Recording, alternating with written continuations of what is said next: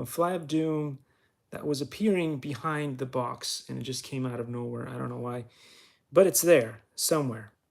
I don't know if it managed to disappear after that. What we have today is the good old, the one and only Speedybee adapter, which is this thing over here.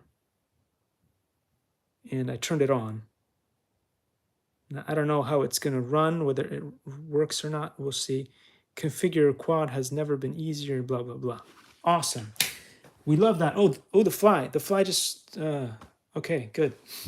It's out of the way. It's out of the way. We could have used this one here to to get it, but we had the other drone, the amazing other drone. We don't have today, but this is what we have today. We have the iron quad, so we have the goggles, we've got the remote, and we've got the bird, which we all know and love. But we also have, and this is a very, very bad job of what I did here. So kids and adults and anybody, do not build the batteries the way that I build the batteries. This was a horrendous, the worst possible job that I've ever done when building batteries.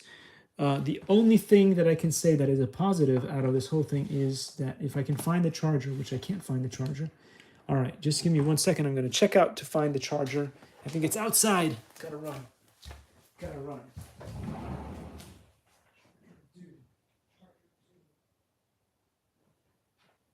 The Charger of Doom is here to stay. We found the Charger of Doom. Here it is. The Beta FPV charger. I'm calling it the Charger of Doom, but actually it is fantastic. I love this. I wish all the chargers out there were as cool as this, because this thing, if you go on here basically like this, it tells you the voltage on your battery. So that's basically proving to you that it works. And you can also charge 2 of these batteries, but most importantly, the batteries that come with the product, which are these ones. You can charge 2 of them simultaneously. So the word of the day today is simultaneously. You can put 2 of these together, and it will tell you on the second one that there is a 425 charge on it. What those numbers means, I have no idea. You can ask Joshua Bardwell, Justin Davis, and a bunch of other awesome people. I have no idea what that means.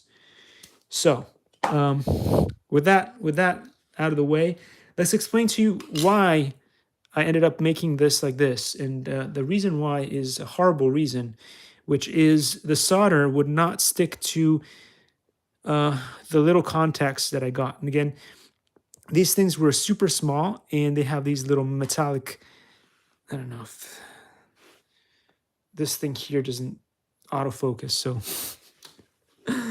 I could show you if it autofocused, but it doesn't show you, so there. Anyway, we've got the Ecobee, not Ecobee.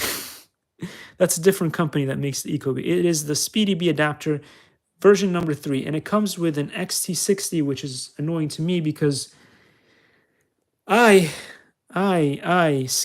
Look at the scary thing that I had to build. I needed an XT30, which is slightly smaller. You see how much smaller it is? Yeah. To run with it. So what we did is I created this horrible contraption. And again, kids, please, for the love of Pete Maverick from Top Gun, do not build things the way that I build things. But this is the only way that I could get this to run. So the solder itself would not go well onto these things at my skill level, so I was not able to do that. I had to create these things with clips and then connect it up to wires and have this, which is super dangerous, which is why I can't recommend it to anyone else to do. Don't do it. For the purposes of testing, it should run, so we're going to try it. And on here, as you can see here, it has one of these funny bits and bobs, and that is what you see here. This is the bits and bob that you want. Your standard old-fashioned Android phone adapter, which goes in like that, sort of. So I don't know if this is going to work or not, whether you need to have a battery plugged into this one or not, But if we do need a battery to be plugged into this one, I would say let's not use this one because I could fry it. I haven't tried that yet, so I don't know what would happen with that. Actually, you know what? We could just try it to see. I hope it doesn't fry it because it's going to... No, you know what? We'll try it at the end of the video. Because what if it fries if it fries it and then goodbye. So we know that this works. It turns on. And to know that it runs, we could do a channel check here. We'll do that. Channel check. See, I can see what the drone sees, and it sees an ugly, scary looking dude. So let's not ruin this for the audience. And so we'll put that down for a second. The Speedybee adapter is now connected, and this could connect up here into this kind of bit there. Then we have this, and this requires a battery of its own. So let's try this battery here. This takes any S's that you want, anywhere from 1 all the way to 6. And so if you press it there, this is what happens over here. It turns on. As you can see there, it turned on. And that is where the magic happens. Maybe, I don't know. I press the get started, and you see on here, there is a Speedybee 3, and we press on that. And then you wait, and it says connect. And so then you connect to this thing. And then it tells you what's going on, and it's telling you that this is what's going on with the bird. So based on, oh gosh, based on the positioning of this, you'll see it there in beta flight. And I used to want to be able to do this, and I could not do this at all back in the day when I wanted to install this on the computer. So then I asked Steve, and Steve was busy with stuff, and then all kinds of things happened. So anyway, for a certain second, it's lost the Bluetooth connection. I don't know what's going on. Maybe it does not have enough power or something. I don't know. Anyhow, reconnect successful. So now I'm able to get into beta flight, and if I want to do adjustments and stuff on here, there's a whole bunch of options that I can do now. I no longer need the computer. I've completely cut the cord from when it comes to the computer. I no longer need to use the computer for anything. I can use the pad, the Surface pad, but I don't need an actual PC for anything anymore. Yes! Brilliance. The brilliance of that is great, because every time I sit in front of a computer, that kills my back. My carpal tunnels come back and all that stuff. So I'm glad that was a thing. So it works, again, with any kind of S.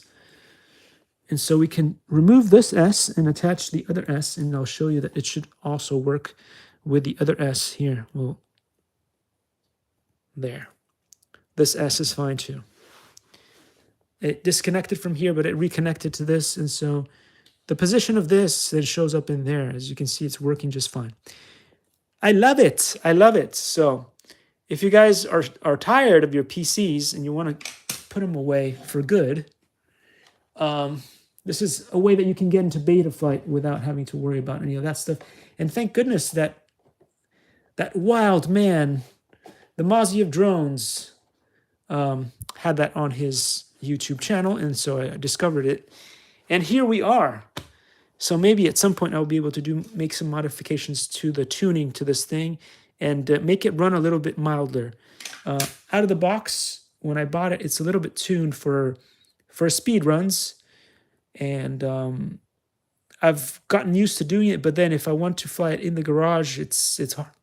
It's hard for me to fly it in the garage. So I'd like to smooth it down to more of a DJI sort of DJI Mini 2 or Mini 3 kind of control level, so that I could fly it indoors.